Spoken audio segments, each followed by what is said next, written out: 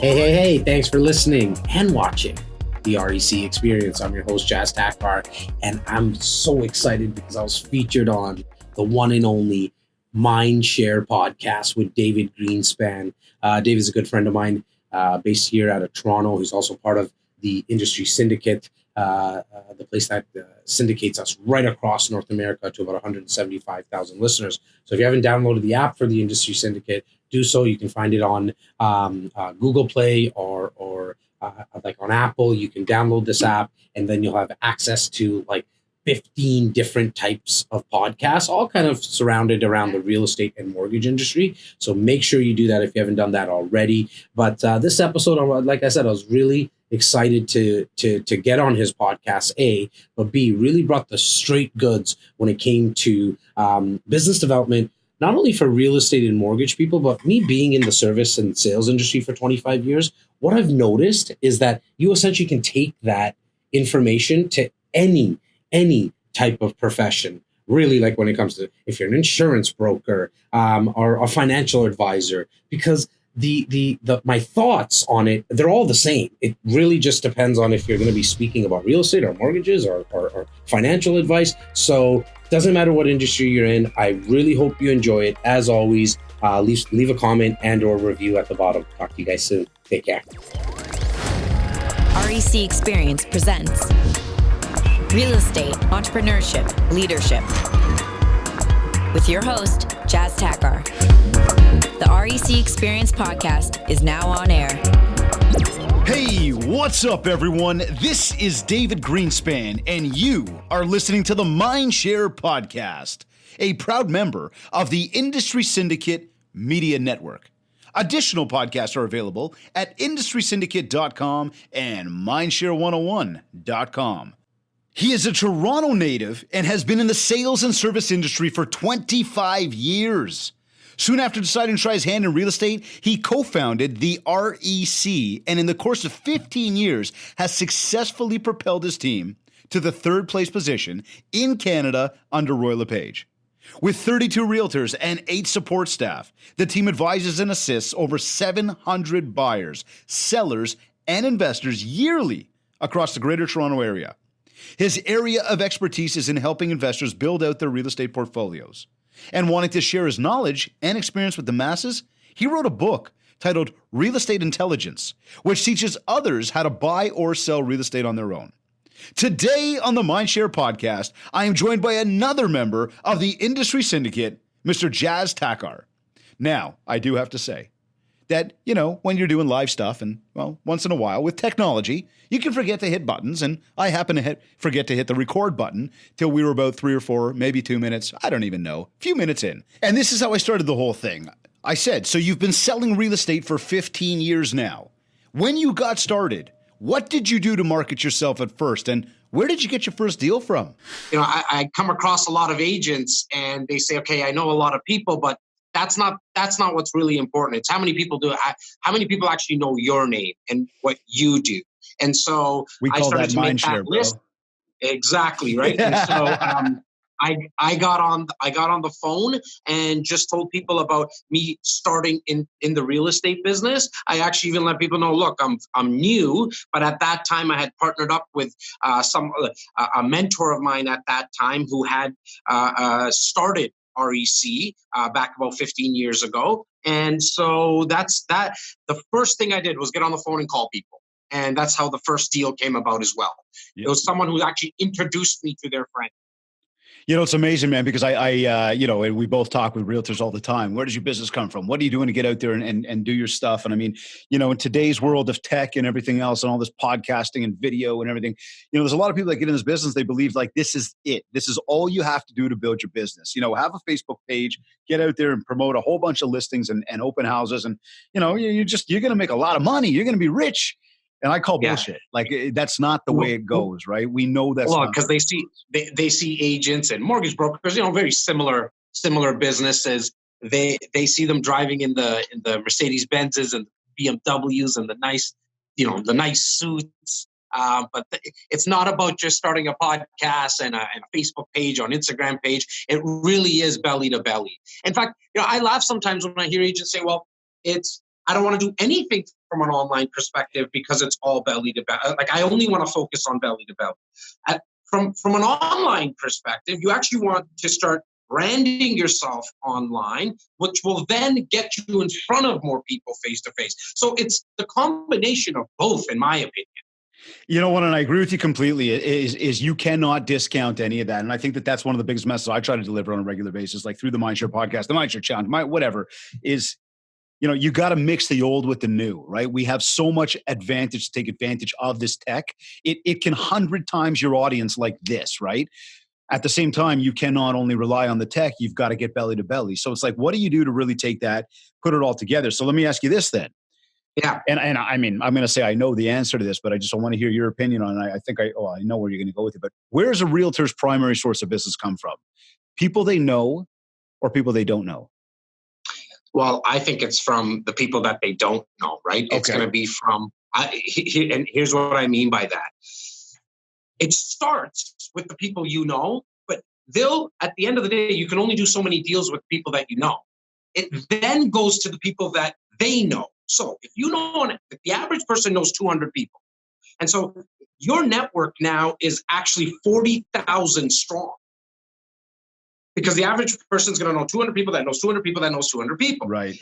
And so if you can start to build relationships with your sphere of influence with those 200 people, and I'm talking about events, online, phone calls, emails, newsletters, hard like newsletters in snail mail, that still works really well. It's a matter of who they're going to introduce you to. Because after a couple of years, you know, the average person moves like, what is it now? I think the turnover rate like every 5 years is probably closer to 6, 7 years now. And so you're not going to get that many deals out of that 200 people, but it's actually the who knows, like who do they know and who do they introduce you to? Okay, so still, it's not. I mean, when we say people you don't know, the reality is you're going after the people you do know. You're getting the phone call, the connection with them, and they're introducing you to people you don't know.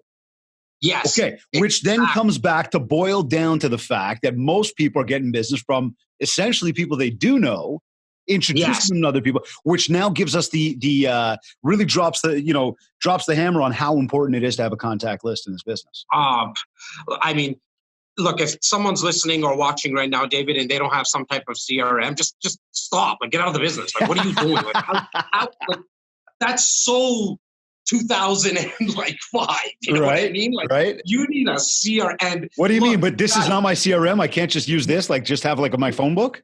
No. Well, as long as you have an app that maybe is on that phone, then you're fine. But an Excel spreadsheet won't do you justice. You can start there when you build it up, but you need some type of software to remind you about one of your clients' birthdays, the closing, their anniversary. You know, we actually take it really far. So out of that 8 support staff that you mentioned, one of my guys, his name is Tyler. He's actually our director of real estate concierge services. And so what his role is to make 50 outbound calls a day to our warm list. I love it. Out of the 50, he probably connects with 30 to 35 people a day. He has some, some of his calls might go 30, 40 minutes. But he starts the call with this, David. Hi, Mr. and Mrs. Client. It's Tyler calling from REC. I'm the director of real estate concierge services here. Is there anything that you might need from a real estate perspective, like a plumber, electrician? Maybe you need someone to read over your lease agreement on your investment property. We're not asking, hey, do you know somebody who's thinking about buying or selling in the next 6 months? Like, I get the old school, how that might work, but we're not starting with that because that's see, when people do that, it's always about themselves. Right. We're making the call and saying, hey, what can we do to help you? Right. How are you giving help out there? What kind of value are you giving to people, right? I'm calling to help you with something. Can I help you? Yes. Right. And some of our clients will say, okay, great. Like, but how much does it cost for you to put me in touch with an electrician? There's no cost. That's just a value add service that we provide. But now that I have you on the phone, did you have an appetite for an investment property? See, to me, we call that trusted advisor, right? Being the person that they're going to call, or that when you call them or they call you, when they're thinking about needing anything, if they think about you, you've become the right person. You've what I coined the term as, you've built the MindShare. People are going to refer you. They're going to use you again. You're putting yourself in the right place at the right time, even though you don't really know when that time comes. So in 2019, start from January to now, so we're almost at the end of October. We've done 200, we don't call them appointments or meetings. We just like it more laid back because we are, like you see me in a t-shirt right now. Yeah. We're very relaxed here. We've done 200 coffees since the start of the year. Love it. Okay. Now, those outbound calls that Tyler has made. So I hope somebody who's watching or listening, this is something that they do right away. Like start making these calls and use the exact same script I just gave you.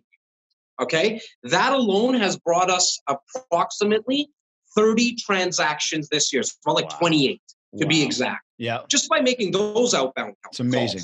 It's amazing. It's too simple, right? But I don't have the time and I don't want to take them for coffee because I got other things I got to do.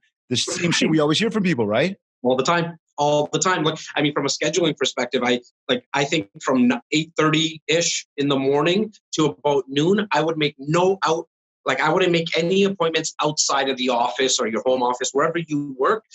During the day, you should be setting up the rest of your day. So after 1 o'clock, at 12:30, get a bite to eat. Then go to your showings and offer appointments. 9 to 12 every single day. Take Sunday off, whatever day you want to take off. But those 3 hours is like brushing your teeth. You have to make those calls. You have to. That's what I say about the contact list is before you get up and brush your teeth this morning, get yourself a freaking contact list, right? Especially the people that are new in the business. For sure. It's imperative. So tell me this then, the REC, what is, and I want to get to the REC experience in a moment, but what is the REC just so everybody understands that?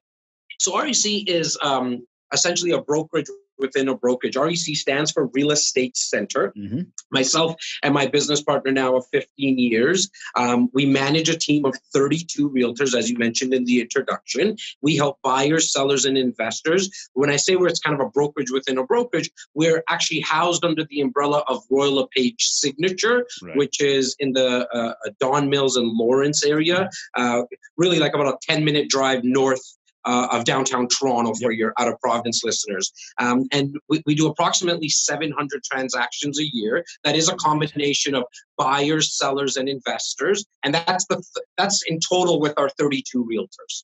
That's awesome. And out of the 700, I'm going to say about 250 approximately are specifically with investors through pre-construction condo investing.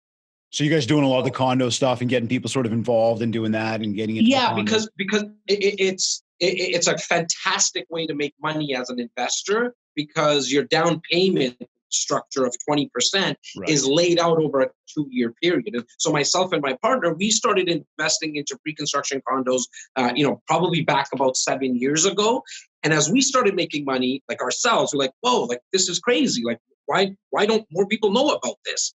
So then we started to make our relationships with the developers to make sure that we got first access pricing, because you can get once the public knows about a condo, it's too late.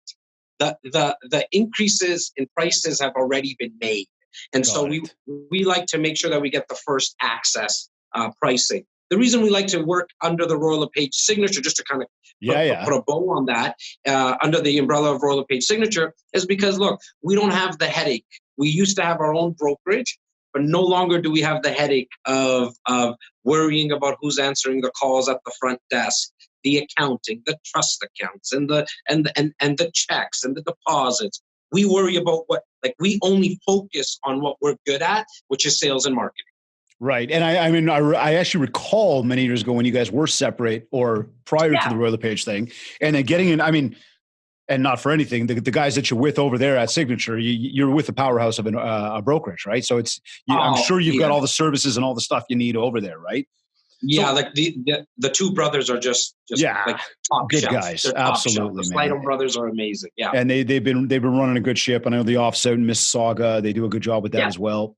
Yeah. So from the REC then, from that, when you talk about the amount of people you guys are helping on a regular basis, right? And I guess this question kind of comes geared towards next week, 2 weeks from now, I'm going to be at Kathleen Black's Ultimate Team Summit in Niagara Falls.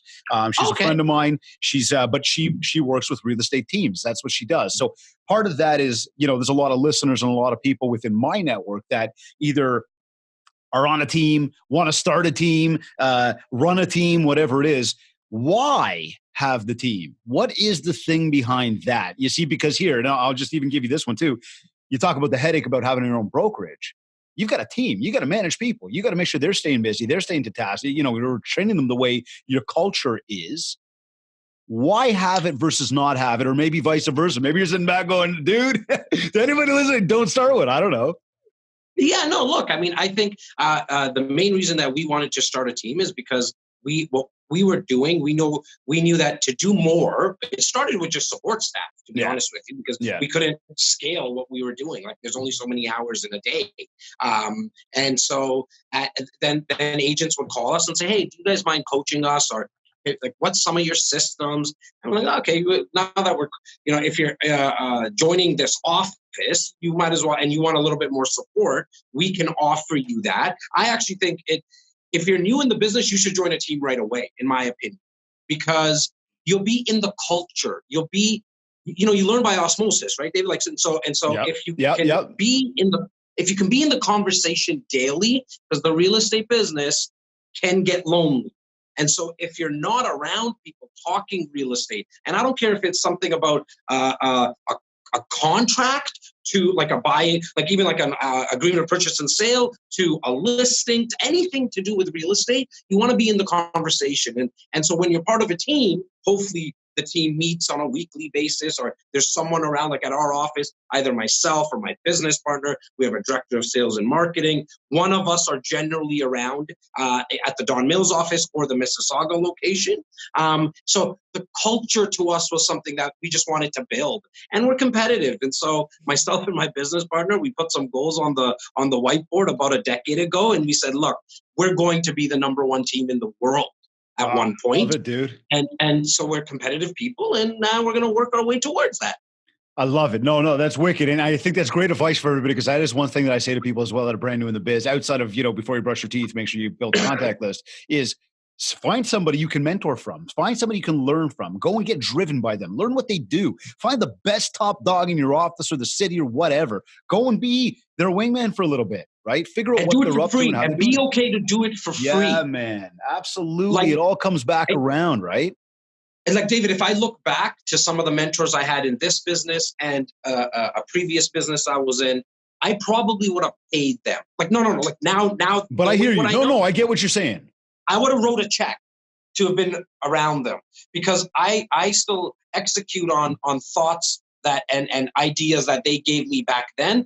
But what I was actually able to see, like, that was the biggest thing for me, right? So I couldn't agree with you more, my man. Like, if you're just getting into the business, please, like, strongly consider working for somebody for free. Like, get them the coffee. Like, start there. Start with getting them a coffee. Start, like, maybe just you're going to be around just to greet their clients, whatever it is. Because if you're in the conversation, or even if you're just a fly on the wall while they're in conversations with clients, this is a no-brainer. You're so like, it would be, bro. You'll learn so much more rather than trying to do this on your own. It's nearly impossible.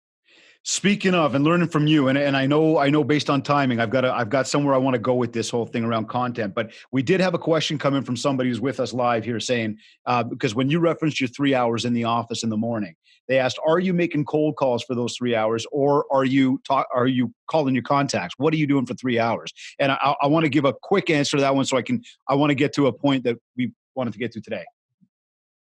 But are you doing that? Like, are you cold calling for 3 hours? You calling your contacts for 3 hours? Are you organizing the office? I thought you wanted to answer it first, David. Yeah, no, sorry.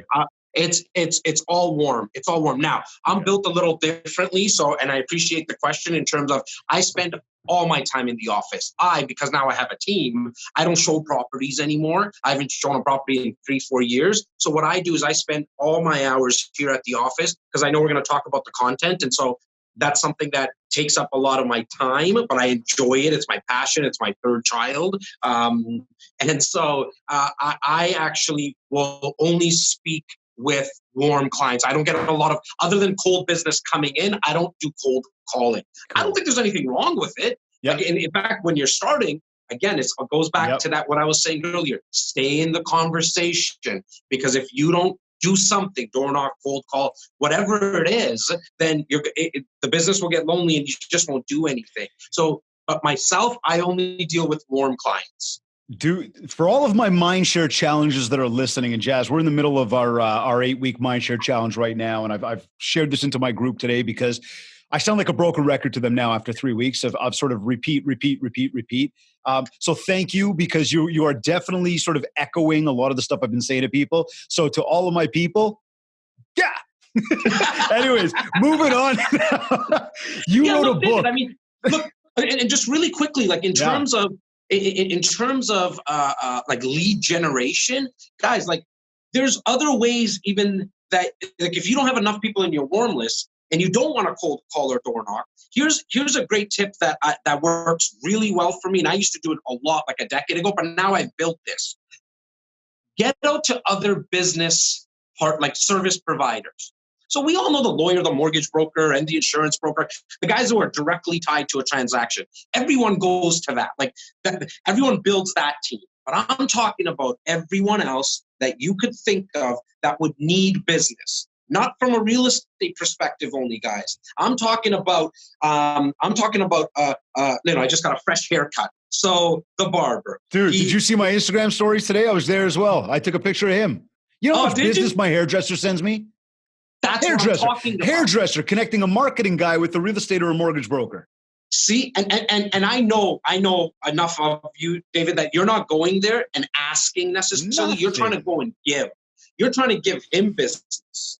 You know, it's the old adage, right? Like if I buy you coffee 3-4 times, chances are you won't even let it get to 3-4 times. But the 3rd, 5th time, you're going to be like, Jas, put your wallet away, dude. It's right. Like allow me to pay for it. Reciprocity. It's the same way with business, right? Like you give enough business to somebody who does some type of service in the house, a plumber or an electrician. At the end of they're going to give you business back, but don't go to get, go to give. It's about helping people. So you wrote a book, speaking of helping people, and you wrote this book. I haven't had the chance to read it just yet, and I'd like to. I'd really like to get my hands on a copy of that. Do you have that as an audiobook at all or no? Yes, I do have it as an audiobook. I'll send you a link. Dude, my ADD kicks in. To sit down and read a book, I'm going to have problems, but to listen to it, I'll be locked in 100%. If there's any of your listeners or viewers that want a copy, just somehow message David and I'll get a copy sent out. There's no cost for it. You're the man. But yeah, we were getting a lot of the same questions over and over again from buyers, sellers, and investors. And so we thought, look, I mean, we're answering the same questions. Like we all know, right? Anybody who's been in the business for a while, like how many things come up in a purchase, right? It's generally the same stuff. Like you want to make it conditional on financing, on a home inspection, and then how does the deal close? All of that. So this page, it's about 120 page guide, 115 pages, and we actually teach sellers in this book. There's a chapter on how to sell your own home. So now, if there's an agent listening, they might. You guys hear that? He's an agent, and he's telling you how to do it without him. Talk about helping people, right? Yeah. And so now, at the end of the day, I don't advise anybody does it by themselves. I think you should seek a professional's help. But here's the thing, David. So and for anybody who's listening, think about this, right? Right across the nation, how many FSBOs actually sell on their own? 2%? Maybe? Let's just go 2%. Gotcha. So why are we all worried about the 2%? Let's focus on the 98% of people that always use a realtor. Yeah. And will always use a realtor. And will always use a realtor. Yes. So this became the best business card that we had. Okay. And so I actually don't even have really business cards. I keep, 30 of these in my car, and there's hundreds around my office here. And anyone who comes into contact with us will leave with this book. Because, and I can tell you 98% of people won't even read it. However, they leave like, okay. These guys are a little. Yeah, but they'll leave. They leave the conversation or the coffee with, okay, these guys are a little different. And so we always wanted to find ways that we could stand out. And the book really did that for us. Okay, so now I was going to ask you, is there ROI in writing a book? And I imagine, I think that answer goes without saying. You've obviously found a ton of ROI. However, it's not through book sales. This is through the again, reciprocity and helping people and how that comes back to serve you at the end.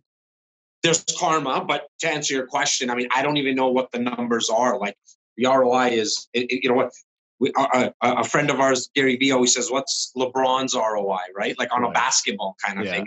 It's the same thing, right? Like this just gives us the credibility. So when I go into, or when one of my team members go into a listing appointment, this gets sent to them 2 days before the client.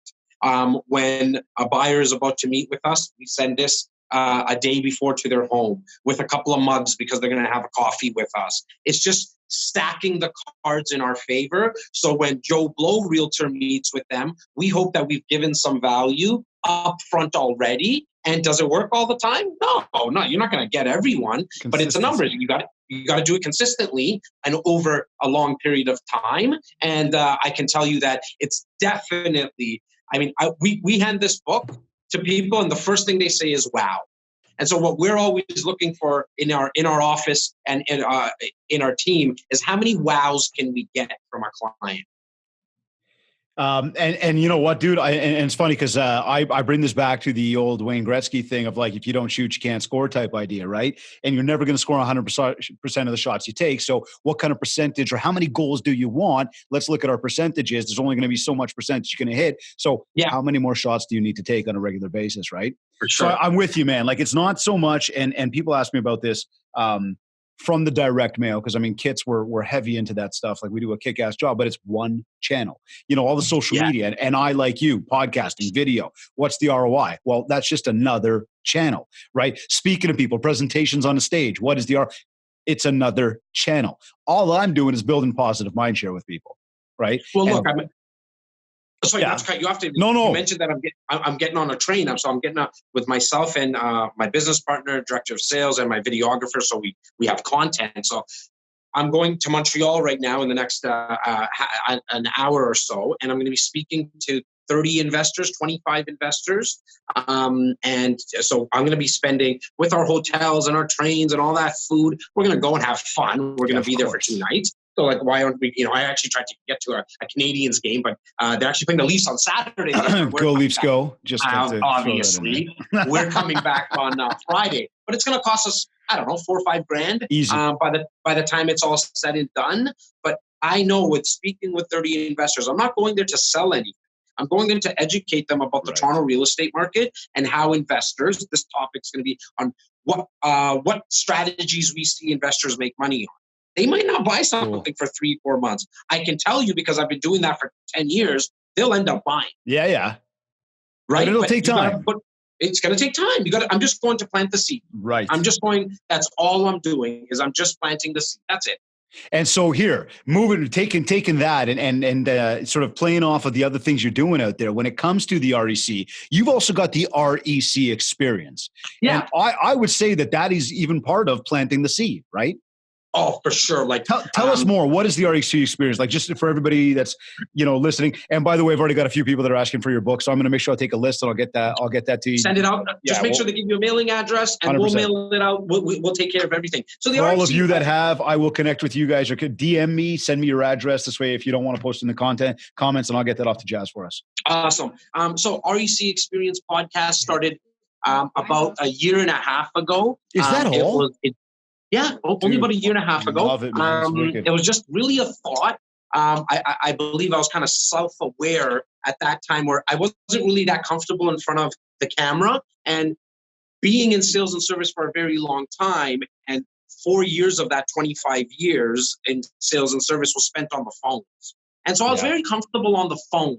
And I was like, what is this podcast thing? And I'm Googling it. I'm like, so, okay, you don't have to tape anything. You just got to put a mic on. I was like, I'm pretty good on the phone.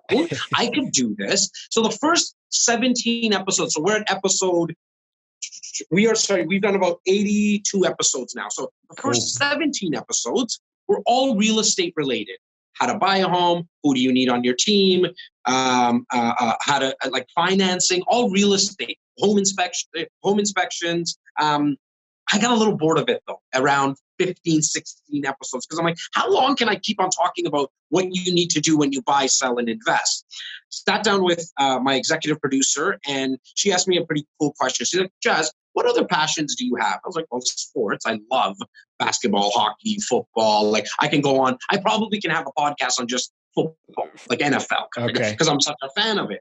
However, I was like, nah, that's not something that I would really want to do. I wouldn't want to mix that with real estate. There's really no tie. I didn't really see it at that time. And I said, entrepreneurship is something that I'm very passionate about. Like you, I don't read either. So I listen to audiobooks, and I don't really have a formal education, David. So everything that I know is through personal education, through books, seminars. I was like, look, the leaders in the world have taught me a lot. I've learned from the Anthony Robbins, the Gary V's, the Jack Canfields, the Malcolm Gladwells. I was like, what if I can meet with other guests and listeners and viewers can be a fly on the wall to the conversations we're having? I think that's valuable. What I started to notice probably now episode 30, 35, really quickly after we made the switch, is that entrepreneurs and real estate purchasers and investors, they're actually quite similar, because it all comes down to taking a leap of faith and just taking action, right? And so the tie was really interesting at that time. And then we started, we actually put the cameras on, and then I started to build out a team. And so now we're on YouTube. You can find us on any podcast platform. We got in touch with the boys in the States with Industry Syndicate, reached out. That's how we all got connected. And then it just took on a life of its own, right? Like now I probably get about 8 to 10 DMs, texts, emails a week about new leads that even come. Like now people just want to sit with us and talk to us about either entrepreneurship. It's not always real estate, but I'm going to say 75% of the time, it's either a real estate agent that's thinking about joining our team, or an actual purchaser, seller, or investor. And they come to us because we brought them the value ahead of time. Right. And there's the key back to, and there's that underlying theme we've had through this whole, however many minutes we've been together now, is the value you're giving to people, right? And the fact that you have to stick it out and be consistent. We've got so many people out there because of, again, the Facebooks and the Instas and the YouTubes and the this and the that think they want to get into content strategies, think they want to be a content provider, maybe even start to do it. They don't find that groove, and then they give up on it. They're not consistent about it. What have you found it takes? Because I know I can tell you for myself, like the dedication, the time management that goes into it, the brain power that you've got to put towards, who are my guests, or what is my content? What message am I going to deliver? Not just, we could just turn on the microphone and talk, and I can definitely do it. 100%. Mm-hmm. At the same time, too, I want to make sure that my listeners and viewers are getting a ton of value. Everybody listening right now, that you're getting a ton of value, that you come back next time, that you could take something from today and be able to actually better yourself right away, right? That's my goal. So, to that point, David, you have a natural talent. You don't need you give me the respect by maybe making some notes and seeing where you want to take this conversation. But you're right. You and I could literally just turn on the mics and have a conversation about all things real estate. I can talk to you about the Leafs and we can go crazy like that. Yep. I think for somebody who's watching or listening who wants to produce content, the first step, in my opinion, is which medium are you comfortable with? Because you might not be comfortable. Like I was not comfortable with the camera. Now I have videographers around me all the time. I actually like it. Like I like the sound of my own voice. I like the video camera. He said it. My own. Yeah, it's the truth. I love it, bro. I love the honesty, brother. I love it. And so, but I think of my director of sales and marketing, who's also the executive producer, Laura Stewart. A lot of people have seen her. She co-hosts with me as well. Her passion was writing. And so she chose, and that comes very natural to her. And so I would say choose, like the first thing you want to do is choose the medium that's going to come most natural to you and where it doesn't seem like work. Now, some weeks, like we air a podcast episode every Wednesday. Yeah. Is there weeks where it's like, okay, this feels like work? Yeah, after a year and a half. But maybe there's been like 2 weeks like that over a year and a half time. Like I look forward to it. I wake up in the morning and I think about my sales, like what clients I have to meet. But then, I get a free second, David. It's all about the content because I love it that much. I know, man. I so like being, as I said, I like being in front of the camera and the mic, but don't ever get me to write anything. Okay. Interesting. Cool. So I cannot write, like probably the most I write in an email is in the body. Sorry, I apologize. In the subject line. I don't even write in the body as much anymore because I can't read long emails either. I know. And so I wouldn't tell anyone to focus on a medium that they're not comfortable with. So what did I do? I hired a copywriter because I knew it was important. So I hired a copywriter to do something that I just do not like doing. Like my grammar sucks. Like I'm just not a good writer at all. Okay, so here then. I hired a copywriter. We've really, beat it with the stick about the why we do this, right? And it really comes back to providing value and helping people. So we've got the why. When it comes to the how, you just mentioned you've got a team of people.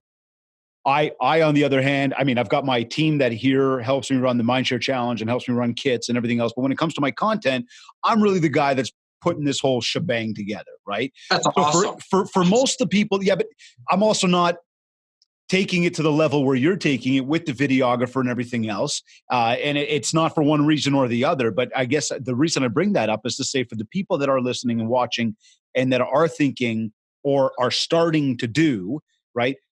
Do they need an entire team around them? No. That's going to scare the shit out of some people going, wait a second, I can't compete with this guy. He's got all these people and there's a lot of money that's probably goes into that stuff. Naturally, it's just business, right? What do people really require just from a brief standpoint there of the smartphone, how to start this whole thing up? Smartphone. You just need your phone. That's how I started. And a headset. That's it. Like with a mic. Dude, I literally did my first video. It was me like this. I had one of these headsets plugged into the phone. I was walking through a grocery store at Longo's. You could hear the carts pushing around and jingling the music, and it was freaking horrible. Message was pretty good because it seemed to actually resonate with people. But this is me. Because it was authentic too. It was authentic, right? That's the thing, man. In fact, I think sometimes what I've done in terms of hiring everyone in the post-production and all that, it's somewhat like now it's hard for me to come out with just an authentic video exactly with the smartphone because people are used to it all being post-produced. I actually had a lot more fun and it was a lot easier when I was just doing everything for sure, right? Yeah, exactly. It's funny because I've got the Mac and I remember the first video, I tried to literally edit the whole thing on the Mac and holy geez, man, the video was like 60 seconds, 90 seconds. It was taking me hours. And I said, forget it. I went and downloaded a quick app on here. I can do everything I need with it. And I can post that thing out to all my social platforms. And again, I'm not going to bullshit. It doesn't take just 2 minutes. It takes a little bit of time, but I don't need all this extra stuff. And again, it's if you want it, it's one thing. If you don't want it, that's okay too. But the idea is for anybody that wants to get into it, you literally just need this thing. That's then enough nerve to do it and enough drive to stay consistent with it. And here's the thing. You can always hire help that's not expensive. I started with interns, unpaid interns. Now, somebody who's watching or listening is thinking, well, how am I going to get somebody? What am I going to give back in return? Well, you better, before you look to go get an intern unpaid, you better have some value to give back to them because they're not going to stick around. Right. But to take it to the next level, if you hire an 18-year-old kid, all the stuff that you just spoke about, David, an 18-year-old kid, generally speaking, can do it in their sleep. I know, it's crazy. You don't need to hire them full time. So I went from unpaid interns to part-timers and then full-timers. And when I did part-timing, it was like 1 day a week, 3 days a week, and then 5 days a week.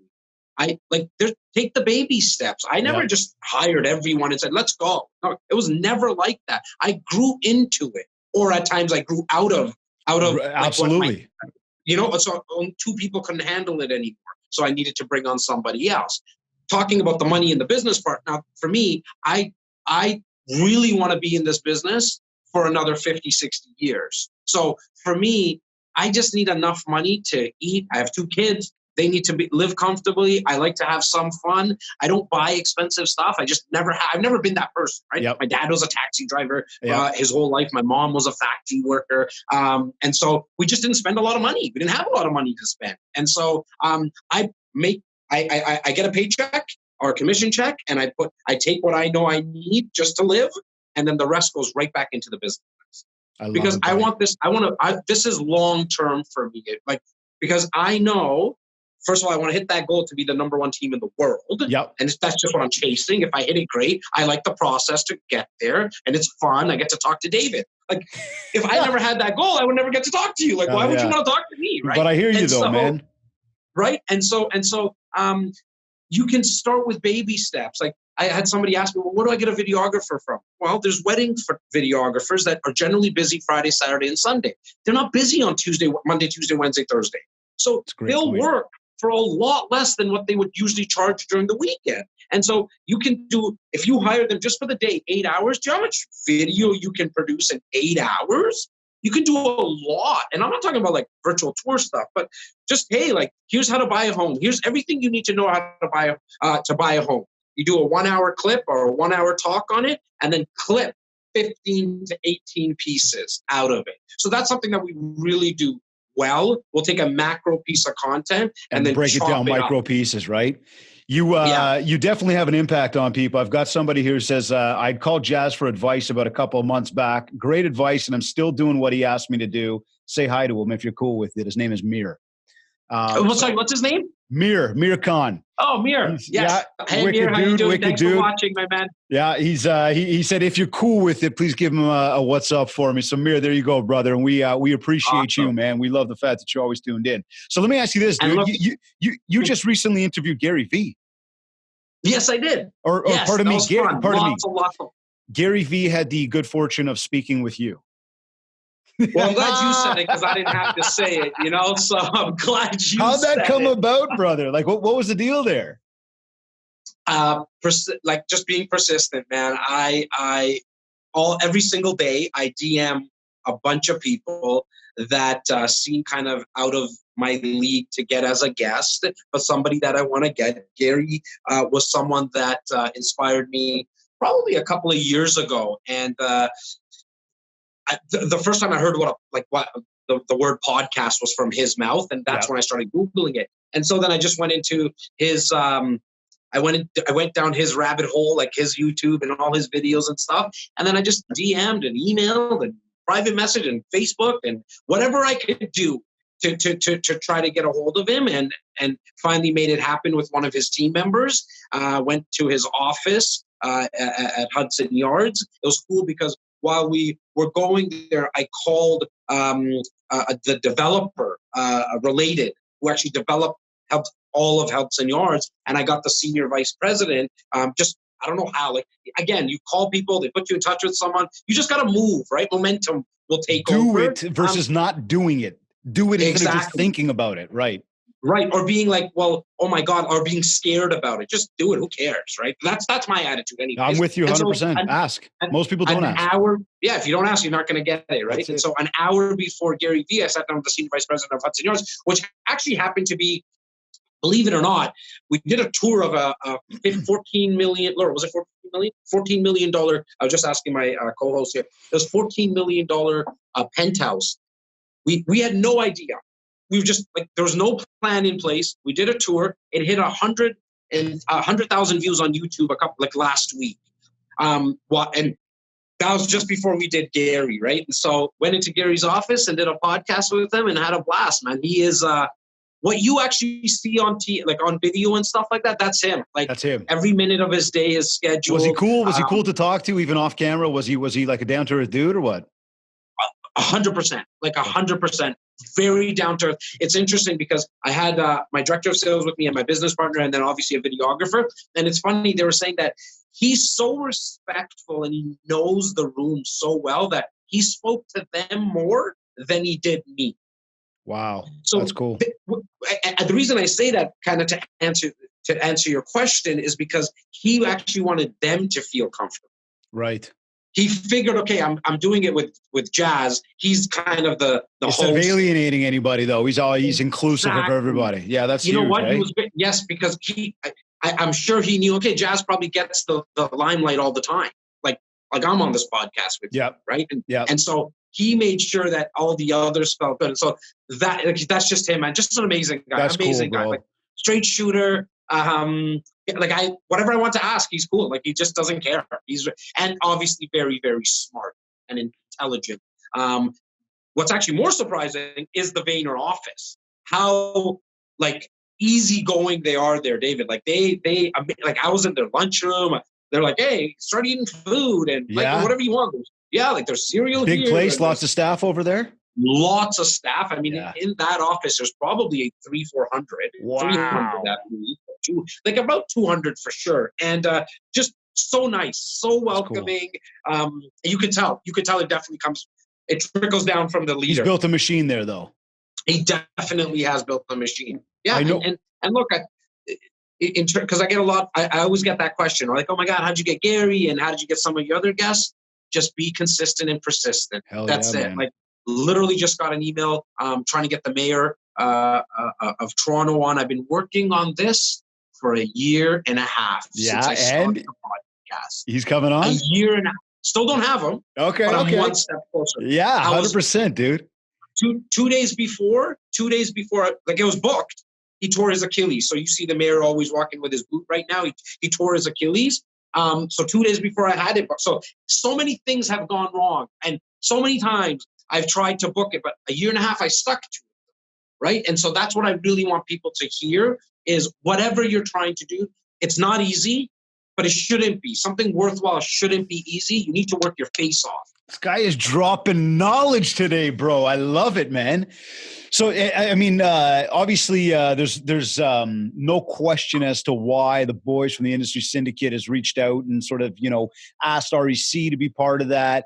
From that aspect, I guess I just wanted to drop it on everybody that, and I know I mentioned it off the top there, that the REC experience, along with the MindShare podcast and even Prime, our boy Justin Konikow, Canadian boys, we're all sort of part of the syndicate.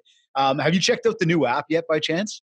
Yeah, I just started playing with it a couple of days ago. Cool, I love the fact that people can go to the one spot and just get a buffet of the dream team of podcasters, like in our industry. It's the place. And if one of your viewers or listeners haven't been there, go download this app. What are you waiting for? It's free. Just go do it. Go to Google Play, Apple Store, whatever. Yeah, go and do it now. 100%, man. I thought it was absolutely awesome. I was pumped about it. Like one of our listeners, like my listeners, might just listen to yours and not like you, but he might go with Dustin or vice versa. Totally. Like, I don't like Dustin's voice, but that guy David, man, there's something I connect with him. So it's amazing that you can go to all one place and get such a variety because you do it a little different than I do. 100%. But that's for me the big deal, right? Because I know for me, if I go to Google or I go to iTunes, like wherever, Stitcher, Spotify, you name it, iHeart, doesn't matter. You go there and you find one podcast. Sometimes it will suggest similar podcasts, but you might not find something you like. Or sometimes you're like, I really love that. What else is in line with that? And then it's difficult to find. And if you don't know the name of podcasts, you're really not going to come up on much. No. The beauty about this app is it brings it all together in one place. So it's like, oh yeah, I like this guy. Let me see what else is going on out there. Don't like that guy. I like this guy. I like her. I like whatever. Yeah, I think it's wicked. Shout out to our boys, Phil, Jason, and Dustin, 100%, for putting that together, right? Huge shout out to those guys. 100%, bro. Listen, I know you got a blast. I know you got a train to catch. Just before we take off, and I mean, what parting words do you want to leave with any of our audience, our listeners, anybody watching? I mean, you seriously, dude, you've dropped a ton of knowledge today for sure. Thank you. Thank you. Just sort of some parting words for people just before we take off. Look, find out what makes you happy and then do that. The money will always follow passion. And I think some people have it have it backwards. Totally. And so whatever it is, and it might be you got into the real estate business and now you're doing this for a year, 2 years, and this is just not your passion anymore. What would you do for free if we didn't trade in money? And do that. Because then I guarantee, I promise you, and I know it sounds like hokey pokey and philosophical and all that kind of stuff, but I know for a fact that the money will follow because energy is something, and the right people will come into your life, and the right opportunities will come into your life. But you've got to do what actually makes you happy, not doing something for the money. Love it, bro. Thank you, man. Where can people find you, Jas? On Instagram, it's Jas, Jas Takhar, Takhar, number 13. That's my lucky number. Or on any podcast platform, just search REC Experience, and it's the same name on YouTube. You're the man, bro. I thank you again for your time, man. Thank you. Safe travels to Montreal. And while you get there, go scream and go Leafs go as you walk through the subways. 100%, buddy. 100%. Thanks so much, David. Really appreciate it, buddy. Thank you, bro. Be well. Take care. This has been the REC Experience Podcast with Jas Takhar, an REC Canada production. Hey guys, thanks so much for watching and listening. Please take a second right now to subscribe and follow us on whatever podcast platform you're watching or listening. It means the world to me. Thank you.